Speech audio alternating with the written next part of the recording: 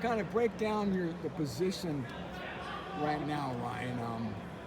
I guess how much are you guys missing Garrett Miller? How much does that impact your tight end spot? Yeah, obviously losing Garrett hurts us just as not only on offense but special teams as well. But because he's a heck of a player.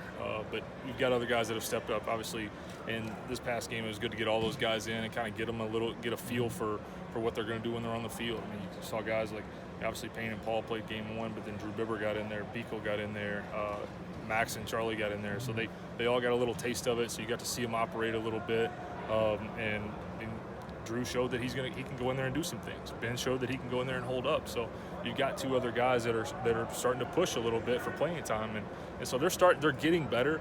But still, we've done a good job to this point, keeping Payne healthy and keeping him engaged in it, and he's done a really good job for us so far.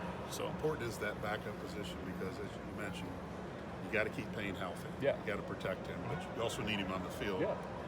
from here on out. But that backup position, just having a critical quality guy because there. Payne can't go in and play 80 snaps a game. I mean, nobody can at this level because, you go through a Big Ten schedule playing 80 snaps a game, you're going to get beat up.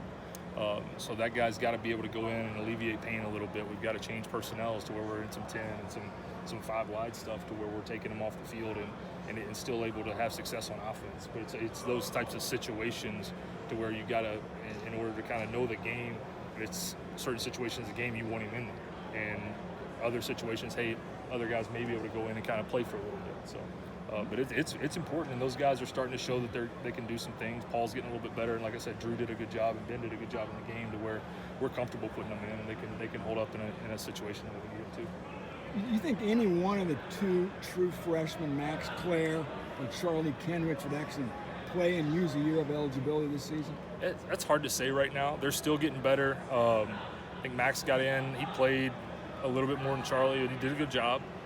Charlie's kind of Ben Furtney's done a good job at fullback, so Charlie's he's pushing for a job there. But I think the guys that are ahead of him, they're a little bit ahead of him right now, but those guys are coming along, and I think the guys in the room know that. And so obviously competition in the room never hurts because it makes everybody better. So I think both of those guys are pushing, and they're doing a good job. I think Max is doing a really good job. I think he's going to be a good player, but he's going to be better in week 10 or 12 than he is in week 3. So those guys probably need a little bit more time to kind of marinate and get ready. How's Garrett holding up? Garrett's good. He's he finally got back in class, and so he's back off the crutches and everything. So, but he's doing a good job. He's staying engaged. We're keeping him in it. He's here every day. He was out of practice at the start of practice, so he's doing a good job. It's tough on the kid mentally to prepare and for that to happen right during camp. So, but he's doing a good job.